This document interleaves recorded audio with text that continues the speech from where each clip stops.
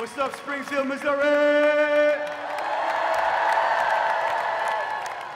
I have to confess, this is my very first time in Springfield. I've been to Missouri a few times, specifically St. Louis. The only thing I know about Springfield right now, well, there's two things. One is you'll have this place called Lambert's, and they throw rolls at you. If you're not from Springfield, apparently we got to check this place out. They literally throw rolls at you as you walk in the door at Lambert's.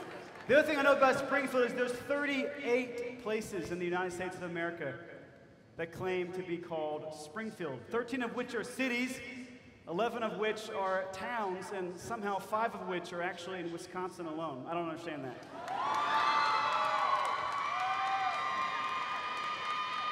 Apparently they're from Wisconsin too. Y'all from Springfield, Wisconsin? That's what I thought, that's right. So y'all, it is such a joy and a privilege to be with you tonight. I flew in from Nashville, Tennessee this morning.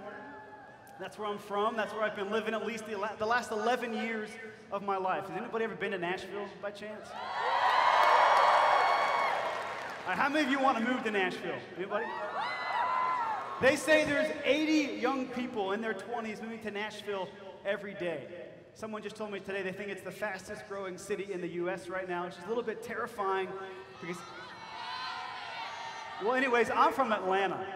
And when a city grows too fast, it gets a little crazy, and the traffic becomes a nightmare.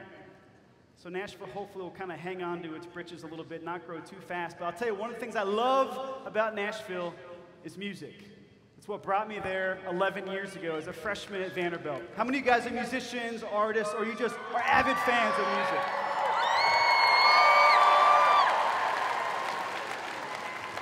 I have always stood in awe of artists and artists and musicians, because they serve what the church calls the transcendental of beauty. They have this way of piercing our hearts with their songs. How many of you guys have already experienced that tonight?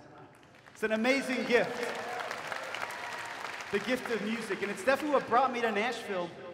And what brought me here tonight is I have the privilege to talk about not just the beauty of music, although that's part of who I am, so you're going to hear about it, but the beauty and the glory and the limitless nature of God's love. God in Jesus Christ, who is our good shepherd, who knows us better than we know ourselves, who cares far more for our own good than even we do, which is a beautiful mystery to ponder. And growing up, I don't know about you guys, but it was kind of hard to understand that. But I got little glimpses of God's limitless love along the way. I'll never forget the day I was born. I'm just kidding. I've never remembered that moment, a day in my life. I have a friend who claims to remember the day he was born. He says he remembers the paint, the color of paint on the hospital wall. I just don't believe him. I just can't possibly believe him. But my first strong memories began in elementary school. In the 4th grade, my dad pushed me to play football. Any football players out there? Yeah, so at this point in my life, I wasn't much of an athlete. In fact, I was pretty clumsy on my feet. I didn't have a real strong desire to throw pads on and just pummel people left and right. Or get pummeled was more like it. Something about that didn't really sit right with me, so all throughout 4th grade, even into 5th grade, my dad just kept pushing me. He said, Jimmy, don't give up. Eventually, you're going to lose that baby fat of yours, you're going to get into some shape, and you're going to love football. I'm going to actually show you a baby picture while I'm thinking about it. This is me, probably age 6 months. Yep, that's a bathtub. Apparently I guess photography couldn't go viral, 28 and a half years ago, but this picture won awards, all right? My great-grandfather took this picture, and he was like real into these magazines where you'd submit your original photography, and they'd give you an award if they thought it was worth something. And this one's like, 6th place, small town, probably Springfield, Arizona, for all I know, which is where he was from. I'll tell you what, there's something sweet about a baby. How many of you guys can agree with that? I just had a niece. A nephew who was born 8 or 9 months ago. Every time that little kid looks at me, my heart just melts. And you know what? There's something very easy about loving a baby. And I think probably as babies, we learn to receive love well. Some of us sort of bask in it, even at a young age. But I can tell you, by the time I was in 4th grade, I wasn't so sure about that love anymore when I was throwing on the football helmet and coming home crying every day and literally had snot stains up and down my shirt. That's how bad football was for me in 4th grade. It got a little bit better, and then it started to kind of plummet again in 6th grade because I was bullied. I was the first kid to show up in this Catholic school in probably 4 or 5 years who hadn't been there, from birth, it felt like. And as a 6th grader, I felt very alone. I would come home oftentimes sitting at the kitchen table, and Mom would just comfort me. I had one friend that I can think of 6th grade year, and his name was Chase Oliver. He invited me over. We played Nintendo 64 into the morning hours, and that was about the only positive memory I have from that entire year. 7th grade rolled around. You got some Nintendo 64 fans out there. That's pretty exciting. Yeah. How do you even know what Nintendo 64 is? It came out when I was in middle school. Get out of here. Get out of here. And high school rolled around, and suddenly I was starting to feel a little bit more like myself. I loved Thomas's witness just a few moments ago. God has unique and unrepeatable gifts placed upon each of us. He wants us to be the unique and unrepeatable versions of ourselves. And in doing that, we glorify God. And it wasn't until I was 14 years old, on a retreat, beholding God face to face in adoration, that it finally dawned upon me that I was loved. That I was loved for who I was. Not what I did, not what I didn't do, not what I wanted to become one day, but just because of who I was as a beloved son of God the Father. And this began to really unfold in my life and in my heart all throughout high school. I started to go to youth group pretty regularly. I never experienced a Steubenville conference until college, but all through high school, I sort of wrestled with my sinfulness, but also with God's love. And I knew that I wanted his love to win out. I wanted to believe in the limitless mercy, the limitless glory, the limitless love of Jesus Christ.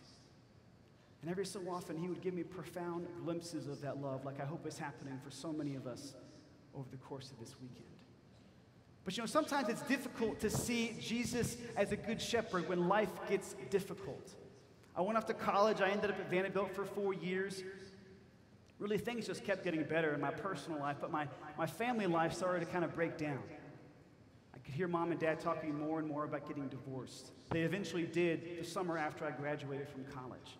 But coming home for holidays was difficult. I remember my freshman year being about the only Catholic that I knew. All of my friends were either evangelical Protestants, many of whom thought I was going to hell because I was Catholic. The rest of my friends were atheists and agnostics who thought I was crazy for having any sense of morality, much less a life of faith at all. So again, I'm feeling alone. Freshman year led into sophomore year. Before I knew it, I was spending a summer in Central America. And I was seeing God's love in the lives of orphan children and abandoned mothers in Honduras. And after 7 weeks of missionary work, I realized what I was made for. I realized what all of us are made for, which is to give ourselves away in love. And in giving ourselves away, we find ourselves. Towards the very end of that trip, my best friend at the time and I, we went on a week-long backpacking trip to Guatemala. Has anybody ever been to Guatemala by chance? Guatemala is pretty amazing. I'm going to show this picture here of some of the most beautiful volcanoes I've ever seen. This is Lake Atitlan. You can imagine waking up to that, how your soul just seems to grow inside of you when you behold that kind of glory, that kind of beauty.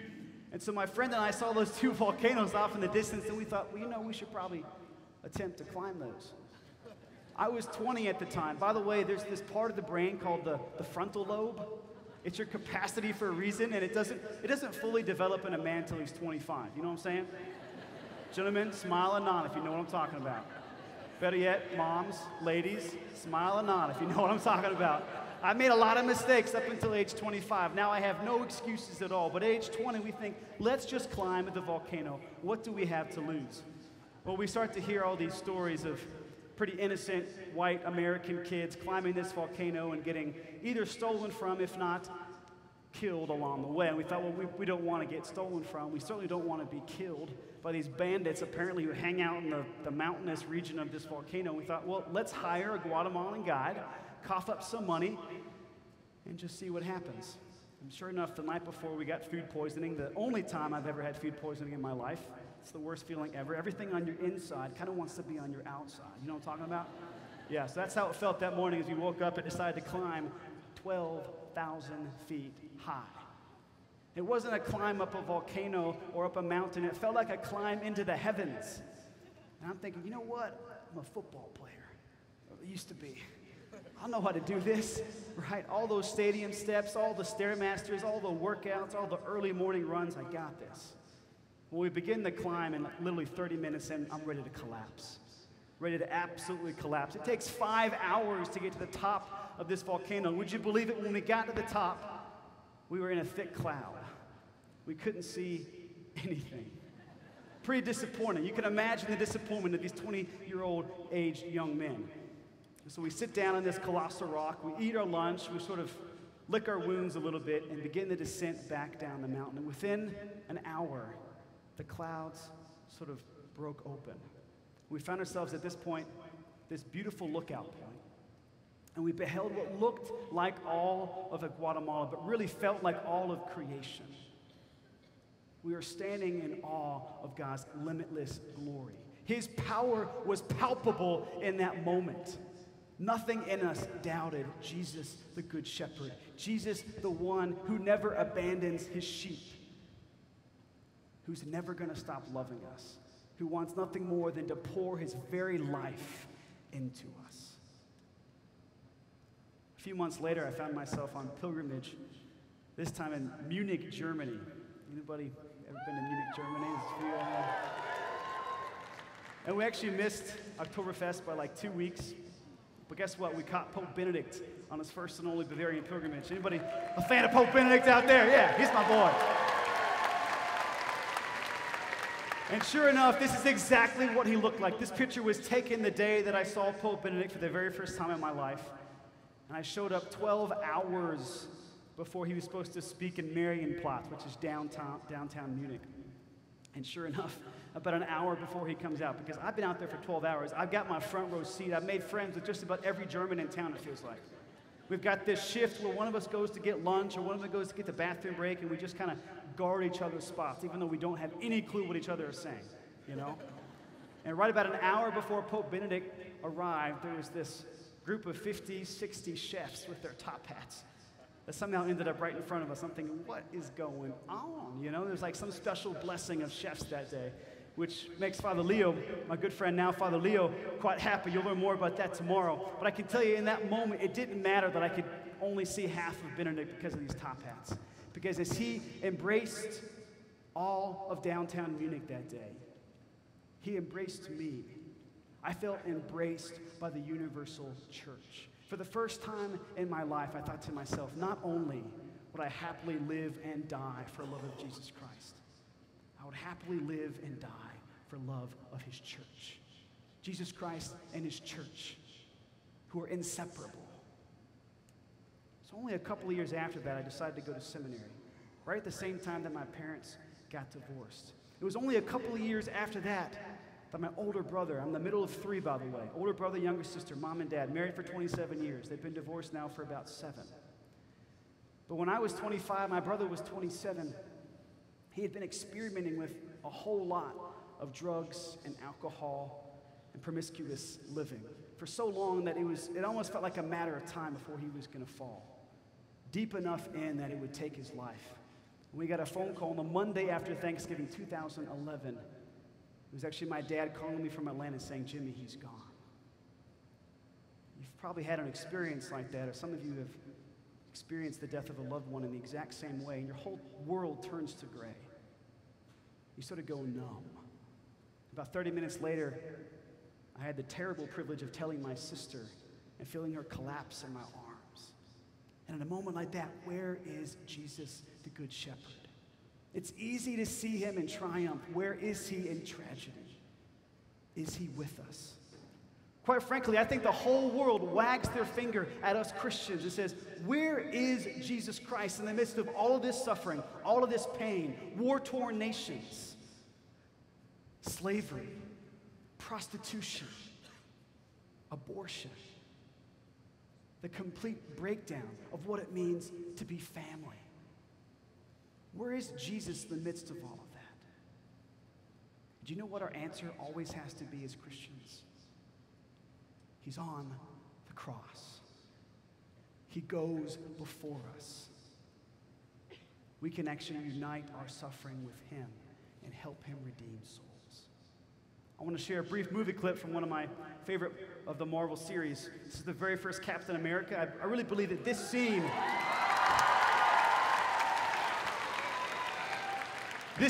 really captured what it means to be a man for others, what it means to love sacrificially. Check it out.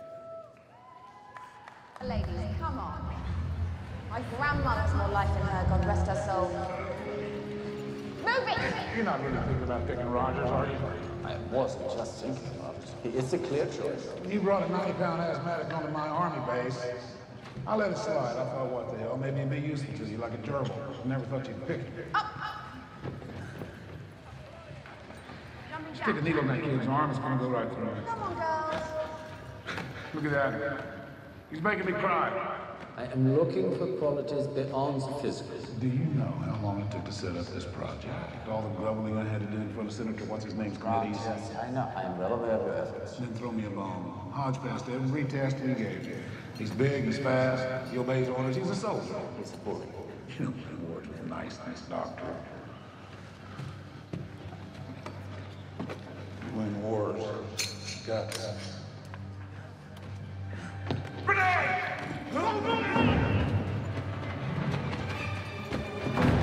Get away!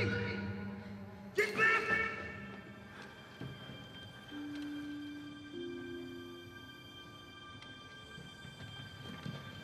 Dummy grenade. All clear. Back in formation. Is this a test? He's still skinny.